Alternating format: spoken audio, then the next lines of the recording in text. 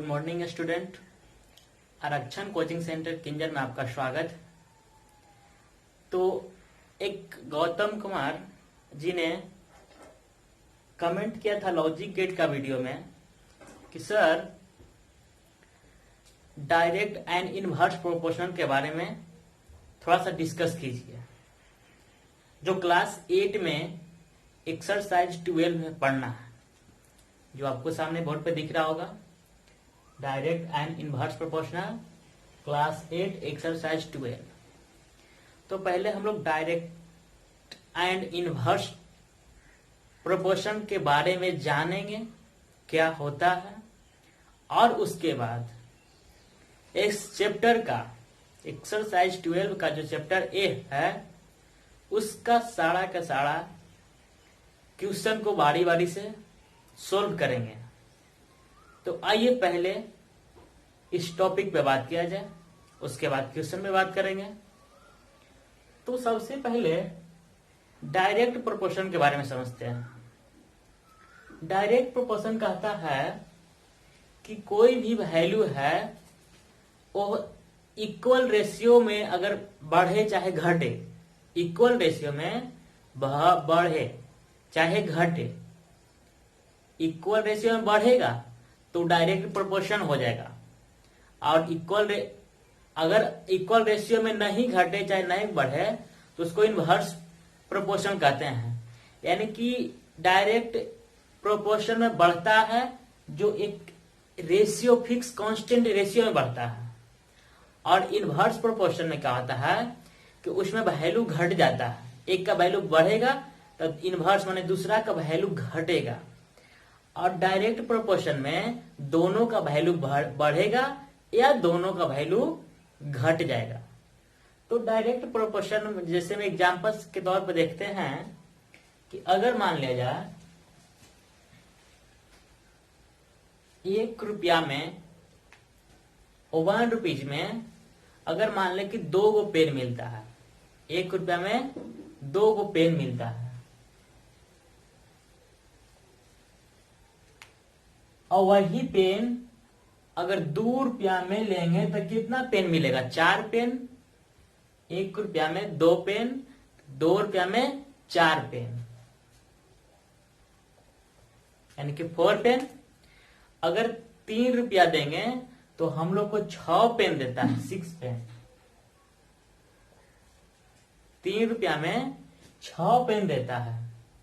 तो हम लोग देख रहे हैं यहाँ पे कि एक कांस्टेंट रेशियो से दोनों साइड का वैल्यू बढ़ रहा है।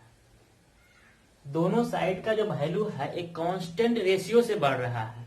यहाँ पे रेशियो का कंसेप्ट दिया गया है।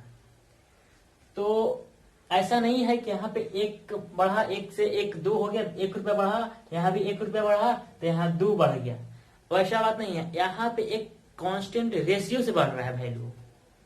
तो उस कांस्टेंट रेशियो को जांच करने के लिए यहाँ पे कोई कांस्टेंट के मान लेता है। जैसे में देखिए रुपया बटा पेन करेंगे इक्वल टू के करेंगे तो मेरा कांस्टेंट रेशियो आएगा। जो कांस्टेंट रेशियो सब में फिक्स रहेगा, इसमें भी और इसमें तीनों में फिक्स वैल्यू आएगा, कांस्टेंट का वैल्यू, क्योंकि एक कांस्टेंट रेशियो से बढ़ रहा है जो फिक्स रेशियो से बढ़ता है। डायरेक्ट प्रोपोर्शन देखा जाए 1 रुपया बटा 2 पेन बराबर के, यही के है ना जो कांस्टेंट है। यही के का वैल्यू जितना आएगा इसमें, जितना वैल्यू इसमें आएगा, जितना भी इसमें आएगा, यानी कि तीनों का जो वैल्यू के का आएगा वो तीनों के का वैल्यू जो आएगा सेम आएगा, क्योंकि कांस्टेंट वैल्यू से बढ़ रहा है, कांस्टेंट रेशियो से बढ़ रहा है। सॉरी, कांस्टेंट वैल्यू से नहीं बढ़ रहा है, कांस्टेंट रेशियो से बढ़ रहा है। यहाँ ये तो पहला वाला हो गया। अगर दूसरा देखा जाए तो 2 रुपया बटा 4 पेन, रुपया बटा पेन बराबर क्या मानते हैं हम लोग? के। कोई कांस्टेंट के है। उसी तरह अगर थर्ड को देखा जाए तो 3 बटा 6 बराबर के। तो यहाँ पे तो सर के का वैल्यू अलग अलग आ गया, लेकिन नहीं, गौर कीजिए, ये तो कटेगा नहीं 1/2, तो 1/2 रह गया। इसको अगर काटेंगे तो कट जाएगा, 2 से काटेंगे, 2 1 1, 2 दूना 4, ये भी 1/2 आ गया। इसको भी अगर 3 से काटेंगे दोनों कट जाएगा, 3 का 3, 3 दूना 6, यानी कि k बराबर यहाँ कितना आ गया 1/2। यहाँ भी मेरा k बराबर 1/2 और यहाँ भी k बराबर 1/2।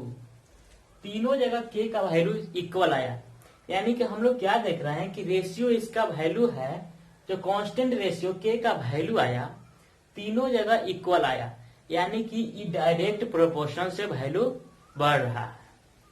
अगर इनवर्स से बढ़ेगा, ये तो डायरेक्ट प्रोपोर्शनल का एग्जांपल था। अब डायरेक्ट प्रोपोर्शन के बारे में समझ में आ गया होगा। अब समझते हैं इनवर्स प्रोपोर्शन के बारे में। इनवर्स प्रोपोर्शन में क्या होगा कि एक का वैल्यू बढ़ेगा तो दूसरा का वैल्यू घटता है, उसमें इनवर्स में उल्टा हो जाएगा। डायरेक्ट में दोनों साइड का वैल्यू बढ़ता है और इनवर्स में एक साइड का वैल्यू बढ़ेगा तो दूसरा साइड का वैल्यू घट जाएगा। तो देखिए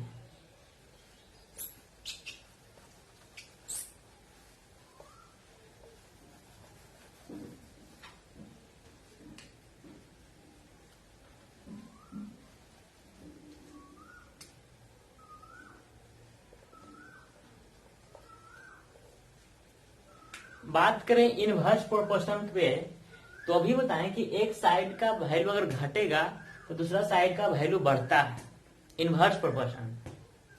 और डायरेक्ट प्रोपोर्शन में हम लोग देखें कि दोनों साइड का वैल्यू घटेगा या दोनों साइड का वैल्यू बढ़ेगा। अगर इसका इनवर्स प्रोपोर्शन का अगर एग्जांपल लिया जाए तो इसका एग्जांपल मान लिया जाए कि हमको बोला कि आपको 50 किलोमीटर जाना है तो आपको लगेगा 200 मिनट।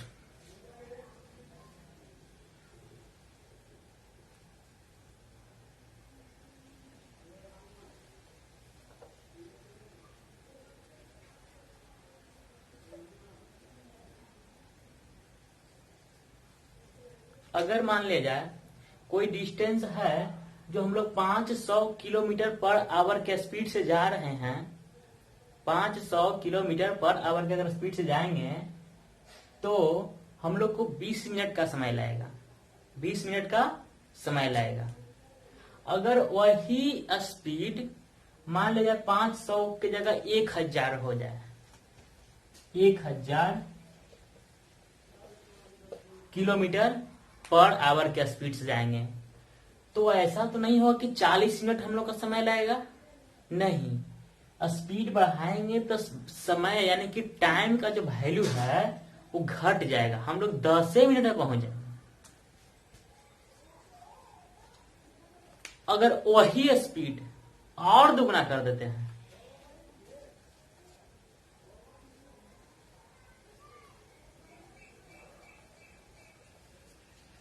अगर अगला बार 2000 किलोमीटर पर सेकंड कर दिए तो क्या वैल्यू यहां बढ़ रहा है कि घट रहा है? और ये 5 मिनट में हम लोग पहुंच जाएंगे।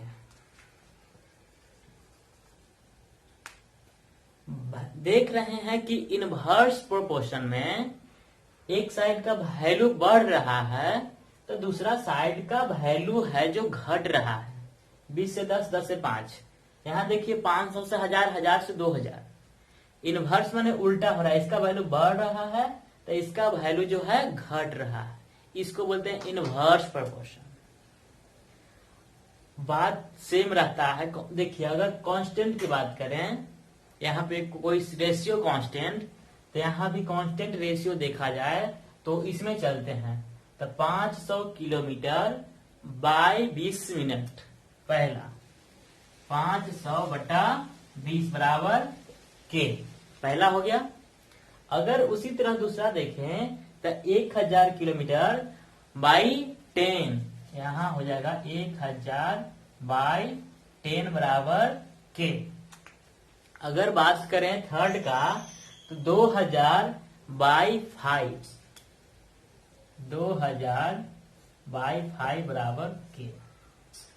अगर इसको हम लोग काटेंगे तो जो वैल्यू आएगा के का हमेशा लगभग सेम आता है, हमेशा सेम आएगा। देखिए 0 से 0,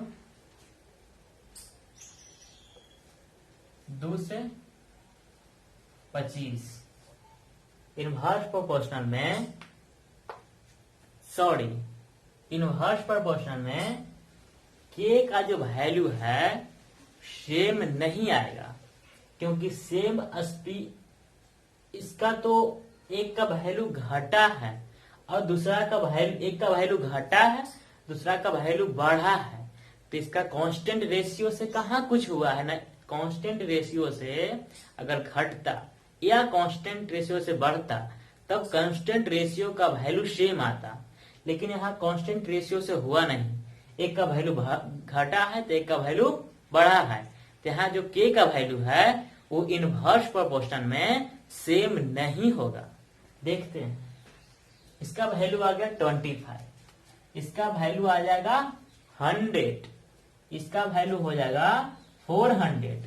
यानी कि हम लोग क्या सीखे, इनवर्स प्रोपोर्शन में के का वैल्यू अलग अलग आएगा, क्योंकि एक समान रेशियो से न घट रहा है न एक इक्वल रेशियो से बढ़ रहा है, ये अपना अलग अलग रेशियो लगा करके घट या बढ़ रहा है, एक घट रहा है एक बढ़ रहा है, इसीलिए के का वैल्यू यहाँ पे सेम नहीं होगा। के का वैल्यू देखिए 400, के का वैल्यू 100, के का वैल्यू 200। ये मेरा था एक basic concept direct and inverse proportion का। अब आप लोग डायरेक्ट और इनवर्स प्रोपोर्शनल के बारे में समझ गए होंगे क्या होता है। तो लंबा वीडियो नहीं करने से पहले कुछ एग्जाम्पल लेते हैं और बुक से, उसके बाद हम लोग क्वेश्चन पे आते हैं।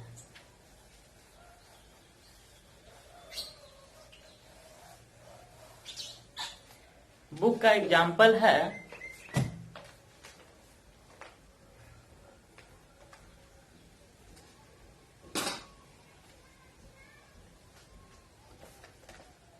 कह रहा है observe the table given below and find whether X and Y are direct proportional.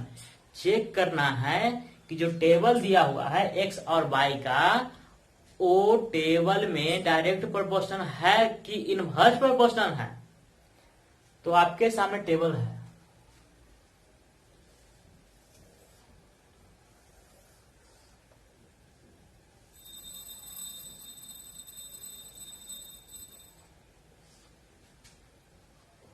ऊपर x का वैल्यू है और नीचे y का वैल्यू है।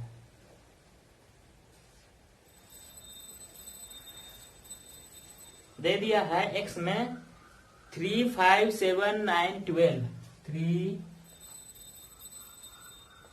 5, 7, 9, 12। y में दे दिया है 6, 10, 14, 18 और 24। y का जो वैल्यू है 6, 10, 14, 18 और 24। अब ये पूछा है कि x और जो y है वो डायरेक्ट प्रोपोर्शन है या इनवर्स प्रोपोर्शन। तो हम लोग यहाँ पे एक कांस्टेंट रेशियो का वैल्यू निकालेंगे। अगर कांस्टेंट रेशियो का वैल्यू सेम आ गया, के का वैल्यू अगर सेम आ गया तो डायरेक्ट प्रोपोर्शन हो जाएगा। अगर के का वैल्यू सेम नहीं आया तो इनवर्स प्रोपोर्शन होगा। तो निकालते हैं पहले के का वैल्यू। के बराबर क्या जानते हैं, एक्स बटा वाई बराबर के, यानी कि ऊपर वाला बटा नीचे वाला बराबर के। अगर के का वैल्यू सब जगह सेम आ जाए तो हम लोग समझेंगे कि डायरेक्ट प्रोपोर्शन होगा। अगर के का वैल्यू सेम नहीं आया तो हम लोग समझेंगे कि इनवर्स प्रोपोर्शन होगा।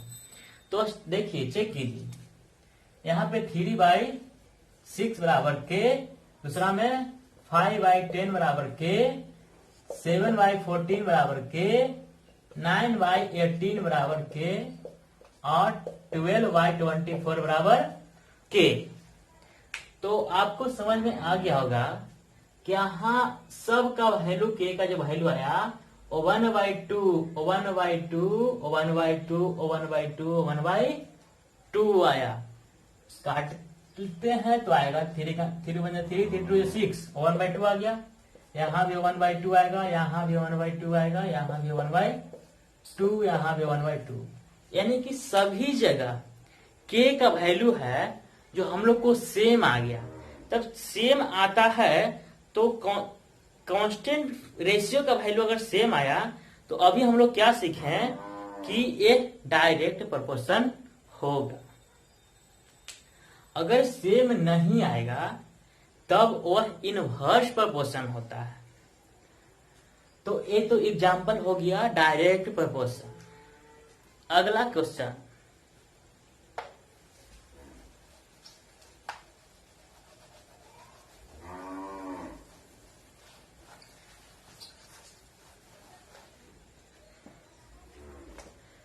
अगला क्वेश्चन है if x and y are directly proportion.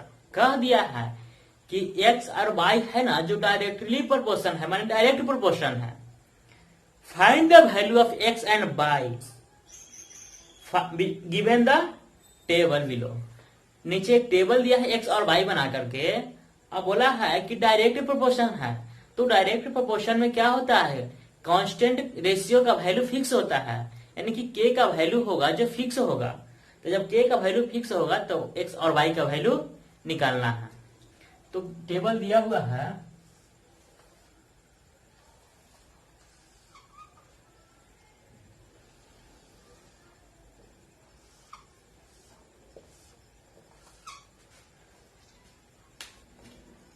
पहला है x y में 3/36, अगला है x1 बाई 60, अगला है x2 बाई 96,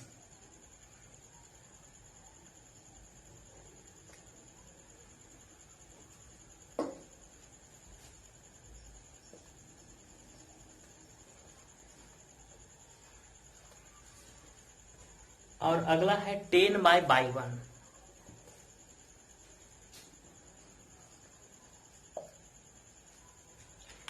एक क्वेश्चन दिया हुआ है, पूछ रहा है find the value of x1 और y1। x1 x2 और y1 का वैल्यू पूछ रहा है। अब बोल दिया है कि यह डायरेक्ट प्रोपोर्शन है। तो डायरेक्ट प्रोपोर्शन में कांस्टेंट रेशियो का जो वैल्यू है वह सेम होता है। कांस्टेंट रेशियो का वैल्यू सेम होता है। तो यहाँ पे कांस्टेंट रेशियो का वैल्यू सेम करके x और y का वैल्यू ज्ञात करेंगे। यहाँ हो जाएगा 3/36 बराबर k, और जो k का जो वैल्यू आएगा वो हर जगह बराबर आएगा। तो यहाँ से k का वैल्यू निकाल लेते हैं। तो k बराबर हो जाएगा 1/12, यानी कि k बराबर 1/12 हो गया। उसी प्रकार यहाँ भी इसमें भी k बराबर लिख देंगे। यहाँ हो जाएगा x1/16 बराबर k, और जो k का वैल्यू निकला यहाँ, यही k का वैल्यू यहाँ पुट करेंगे तो x1 का वैल्यू निकल जाएगा। लिखेंगे x1/60 इक्वल टू k का वैल्यू 1/12। तो नीचे नीचे काट देते हैं, तो 12 25 60, क्रॉस मल्टीप्लीकेशन, यानी कि x1 बराबर 5। हमारा x1 का वैल्यू हम निकाल चुके हैं। उसी तरह यहाँ भी करेंगे x2/96 बराबर k, और वहां से भी x2 का वैल्यू निकलेगा। और अगला कड़ी में देखेंगे 10/y बराबर k, वहां से भी k का वैल्यू रखेंगे, यही वाला 1/12, और 1/12 k का वैल्यू रखेंगे, यहाँ से y1 का वैल्यू निकालेंगे। तो x1 का जो वैल्यू निकला 5, उसी तरह x2 का जो वैल्यू निकलेगा, तो देखते हैं x2 का वैल्यू।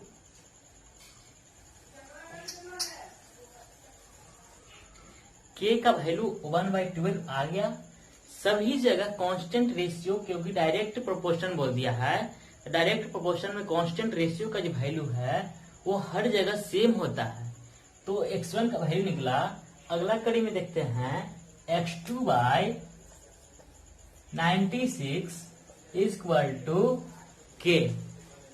तो x2 का वैल्यू निकालेंगे, k का वैल्यू हम लोग जाने यहां से 1/12 होगा। तो x2/96 बराबर k का जो वैल्यू आया 1/12, यहाँ रख देंगे 1/12। इक्वल साइड में डिनोमिनेटर कट जाएगा 6 बार में, 96 8 बार में। तो x2 का वैल्यू क्रॉस मल्टीप्लिकेशन, x2 का वैल्यू आया 8।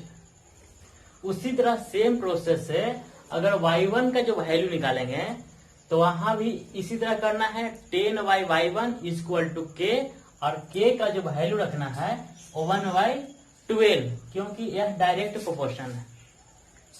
तो आगे भी y1 का भी वैल्यू निकाल लेते हैं।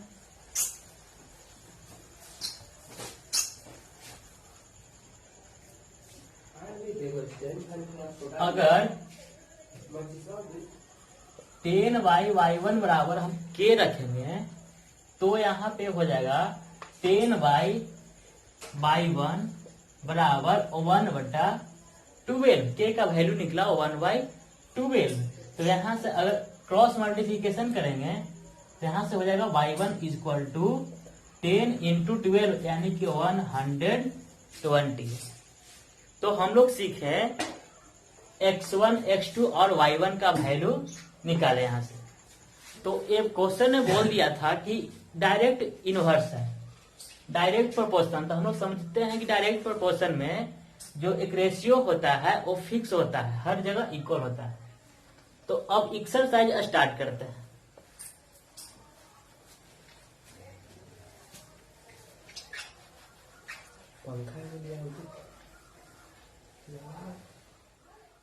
तो एक्सरसाइज 12.a बोला है कि observe the table given below in each one find whether x and y are proportional.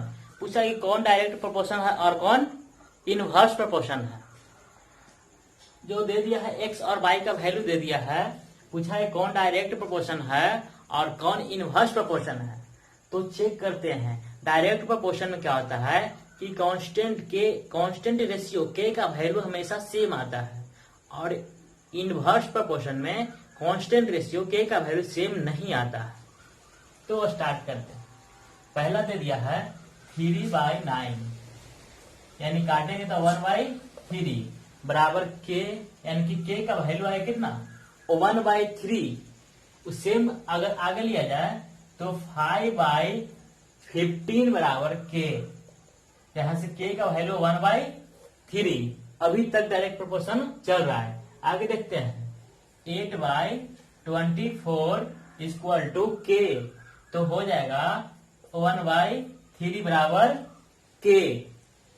आगे देखते हैं 11/33 इक्वल टू k, यहां से 1/3। अभी तक डायरेक्ट प्रोपोर्शन आ रहा है कि k का वैल्यू 1/3 आ रहा है। आगे देखते हैं 26/78 बराबर k, तो 1/3, यानी कि k का वैल्यू सब में देखें तो 1/3 हो गया। तो कांस्टेंट रेशियो का वैल्यू जब सेम आ गया तो हम लोग समझेंगे क्या कि यह डायरेक्ट प्रोपोर्शन है। ये बोलेंगे डायरेक्ट प्रोपोर्शन है, तो यस। पूछा था कि डायरेक्ट प्रोपोर्शन है, तो यस। उसी तरह जांच करेंगे क्वेश्चन नंबर 2 को। यहां भी देखना है कि कांस्टेंट रेशियो k का जो वैल्यू है वो सेम आता है कि नहीं।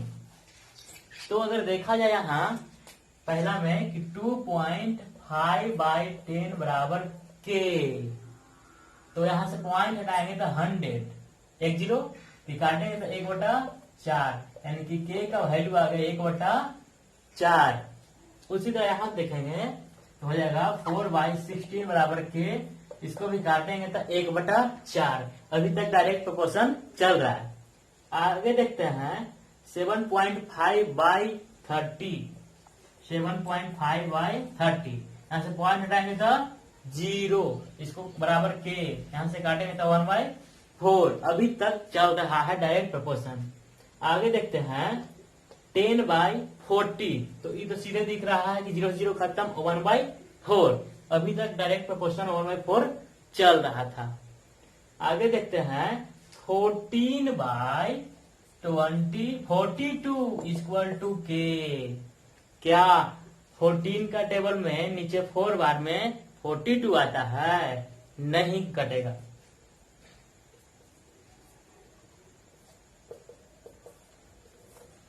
14 3 जा 42, यानी कि नीचे 3 आ गया। हर यहाँ सब जगह 4 आ रहा था, 1/4, यहाँ आ गया 1/3। तो यह क्या डायरेक्ट प्रोपोर्शन होगा? नहीं, हर जगह 1/4 आना चाहिए था, या हर जगह 1/3 आना चाहिए था। तो पहला का दूसरा हो गया था, उसके बाद तीसरा भी चेक कर लेना अपने मन से। और क्वेश्चन नंबर दूसरा बोल रहा है कि x and y is directly proportion, x और y है जो डायरेक्टली प्रोपोर्शन है, find the value of x1, x2 and y1 by the given below table. एक टेबल दिया हुआ है x और y का,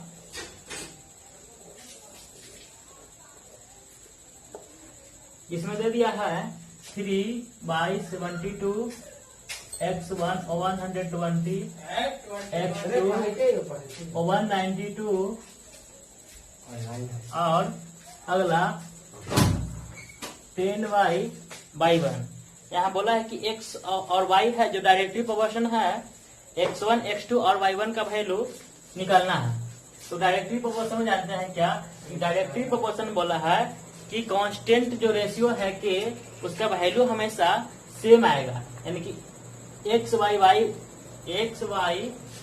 इक्वल टू के है जो हर जगह वैल्यू फिक्स होता है। यहाँ से x1 और x2 और y1 का वैल्यू निकालेंगे तो हो जाएगा 3/72 इक्वल टू के, कट जाएगा 1/24, यानी कि k का वैल्यू 1/24। यही k का वैल्यू यहाँ भी अगर पुट करेंगे तो यहाँ से x1 का वैल्यू निकालेगा, और यहाँ अगर पुट करेंगे तो x2 का वैल्यू निकलेगा, और यहाँ अगर पुट करें तो यहाँ y1 का वैल्यू निकलेगा। तो x1 का वैल्यू निकालते हैं तो x1/120 इक्वल टू k का वैल्यू यहाँ आया है 1/24। अगर 24 से काटे हैं तो 5 बार में, अगर क्रॉस मल्टीप्लिकेशन करेंगे तो x1 बराबर हो जाएगा 5, x1 बराबर 5। अगर इसी तरह कांस्टेंट रेशियो अगर रखें तो यहाँ से y1 का वैल्यू निकल जाएगा। तो इसको देख लीजिएगा।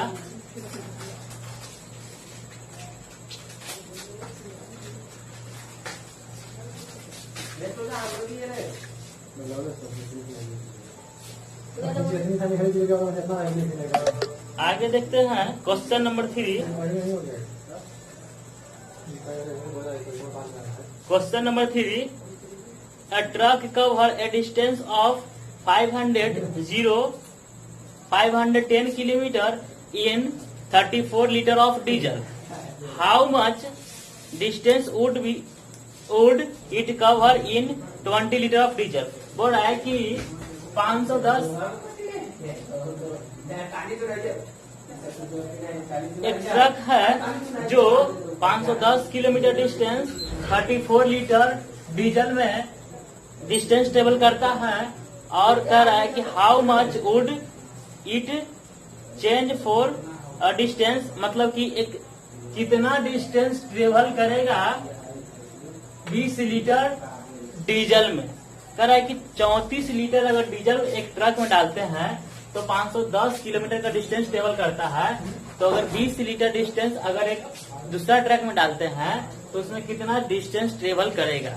तो इसको kilometre by kilometre equal two litre by litre करेंगे, यहाँ से x का वैल्यू निकल जाएगा। देखिए 510/x इक्वल टू 34/20, यहाँ से क्रॉस मल्टीप्लिकेशन करके x का वैल्यू निकालेंगे, वही मेरा आंसर हो जाएगा। आगे देखते हैं क्वेश्चन नंबर 4। क्वेश्चन नंबर 4 बोलता है a taxi charge charges a fare of 2550 rupees for a journey of 150 kilometer. How much would it charge for a journey of 124 kilometer? बोल रहा है कि 2550 रुपया में कोई जर्नी करता है 150 किलोमीटर। 2550 रुपया में 150 किलोमीटर डिस्टेंस जर्नी करता है। तो कह रहा है कि 100 कितना रुपया में 124 किलोमीटर का जर्नी करेगा। तो सेम प्रोसेस ऐसे ही बनाना है, रुपया बाय रुपया equal two kilometre by kilometre. तो हो जाएगा 2250 बाई एक्स इक्वल टू 150 बटा 124। यहाँ से जो एक्स का वैल्यू आएगा वो मेरा आंसर हो जाएगा क्वेश्चन नंबर 4 का। आगे देखते हैं क्वेश्चन नंबर 5। क्वेश्चन नंबर 5 हो रहा है कि अ loaded truck covered 16 kilometre in 25 minutes at the same speed. How far can it travel in 5 hours? बोल रहा है कि कोई एक ट्रक है जो 16 किलोमीटर का डिस्टेंस 25 मिनट में ट्रेवल करता है। एक ट्रक है जो 16 किलोमीटर का डिस्टेंस 25 मिनट में ट्रेवल करता है। तो कह रहा है कि सेम स्पीड से दूसरा कोई ट्रक कितना डिस्टेंस ट्रेवल करेगा, कितना किलोमीटर डिस्टेंस करेगा, वह 5 घंटा का समय लेता है।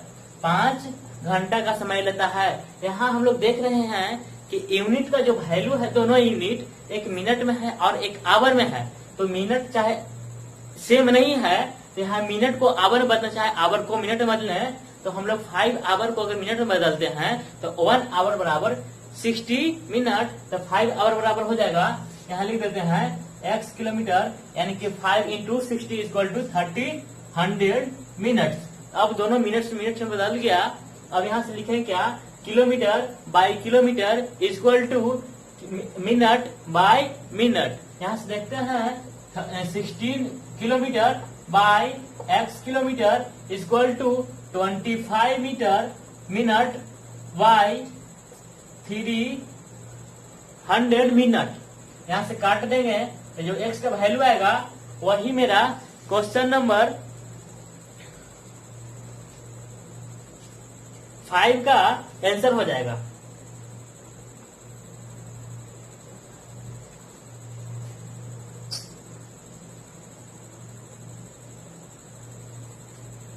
आगे देखते हैं क्वेश्चन नंबर 6। कह रहा है इफ 18 डॉल्स कोस्ट 630। कह रहा है कि एक 18 डॉल्स है, उसका रेट 630 रुपया है। तो कह रहा है कि कितना डॉल्स 455 रुपया में होगा। तो same question, dolls by dolls और रुपया बाय रुपया। तो हो जाएगा 18 बाय एक्स इक्वल टू 6 इतना। और जो एक्स का जो वैल्यू निकालेंगे कट पुट करके क्रॉस मल्टीप्लिकेशन से, तो वही मेरा आंसर हो जाएगा। आगे क्वेश्चन है 7 नंबर, 6 नंबर था। 7 नंबर क्वेश्चन बोलता है कि if 9 kilometre of sugar cost, 9 kilometre sugar का जो कॉस्ट दिया हुआ है 238.50 रुपीज दे दिया है। अगला कह रहा है कि how much sugar can be bought, कितना शुगर और कितना किलोमीटर, कितना किलोग्राम अगर शुगर खरीदेंगे तो हम लोग को 371 रुपीज लगेगा। Same process, kilogram by kilogram equal to rupees by rupees. तो यहाँ हो जाएगा 9 by x equal to 238.50 by 371। यहाँ से जो x का वैल्यू आएगा वो क्वेश्चन नंबर 7 का आंसर हो जाएगा।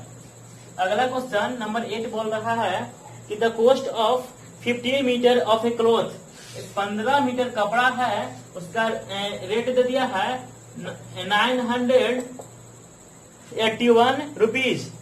कर रहा है what length of this cloth can be purchase for rupees. कह रहा है कि कितना मीटर और कपड़ा अगर खरीदे तो 1308 रुपया लगेगा। सेम ऐसे नहीं, metre by metre equal to rupees by rupees, तो हो जाएगा 15 by x equal to 981 by 300, 1308।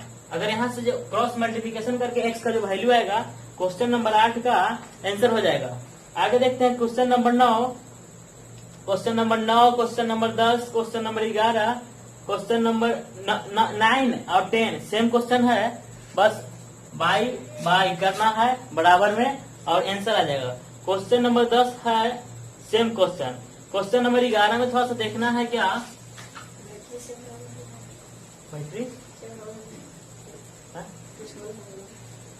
देखो तो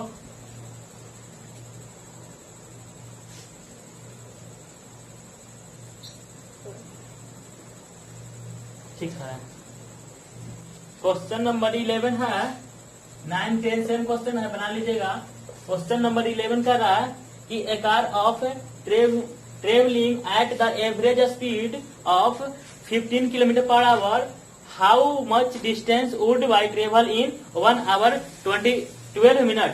कह रहा है कि एक कोई कार है जो स्पीड दिया है 50 किलोमीटर पर आवर, कोई कार है जो 50 किलोमीटर पर आवर के स्पीड से जा रहा है, तो कह रहा है कि टाइम दिया है 1 घंटा प्लस 12 मिनट। 1 घंटा 12 मिनट में कितना डिस्टेंस ट्रेवल करेगा, तो हो जाएगा 1 घंटा प्लस 12 मिनट को आवर में बदलते हैं। 1 घंटा प्लस 12 मिनट को अगर आवर में बदलेंगे फैन, तो यहाँ अगर मिनट को आवर में बदलने के लिए 16 से डिवाइड कर देंगे तो यहाँ से 5 बार में कट जाएगा, तो 1/5 यहाँ हो जाएगा 1 प्लस 1/5, एलसीएम लेंगे 5 तो हो जाएगा 6/5 आवर, यानी कि टाइम निकल गया 6/5 आवर। पूछ रहा है डिस्टेंस, तो डिस्टेंस बराबर जानते हैं स्पीड इंटू टाइम। तो स्पीड लिखा है 50 इंटू टाइम दिया है 6/5, 5 से 10 बार में खत्म, 10 6 60 किलोमीटर मेरा डिस्टेंस निकल गया। क्वेश्चन नंबर था 11। आगे है क्वेश्चन नंबर 12, बोल रहा है कि Ravi walks at the uniform rate of 5 kilometre per hour, what distance would he cover in 2 hour 24 minute. Same question जैसे अभी बनाया वही क्वेश्चन है। अगला बोल रहा है आगे 14 नंबर क्वेश्चन। 14 नंबर क्वेश्चन भी सेम क्वेश्चन है, इससे पहले वाला टाइप पर 9, 10 है, उसी तरह 14 भी क्वेश्चन है। और एक लास्ट क्वेश्चन बच गया 15 नंबर क्वेश्चन, कह रहा है कि Renu types 540 words running half an hour. कह रहा है कि रेनू 540 वर्ड टाइप करता है हाफ आवर, यानी कि 30 मिनट में। तो कह रहा है कि कितना वर्ड टाइप करेगा 8 मिनट में, तो कितना मैंने x बटा 8 मिनट को मिनट में, वर्ड को वर्ड में कर दिए। यहाँ से काटम कुटम कर देंगे, आंसर हो जाएगा 0 0 3 से कट जाएगा 18 3 54, 18 8 44, यानी कि x बराबर 144 वर्ड्स टाइप करेगा रेनू। तो क्वेश्चन नंबर 15 का 144 आंसर हो गया। एक चैप्टर खत्म हो गया 12 का ए। तो देखिएगा, नहीं समझ में आया होगा तो फिर से देख लीजिएगा, और उम्मीद रखता हूं कि समझ में आ ही गया होगा। तो आज इतना ही, अगले टॉपिक पे बात करेंगे, और कमेंट में जो समझ में नहीं आया होगा टॉपिक, उस टॉपिक को फिर से लिखिएगा, और जो भी टॉपिक रहा उस टॉपिक को आप कमेंट जरूर कीजिएगा।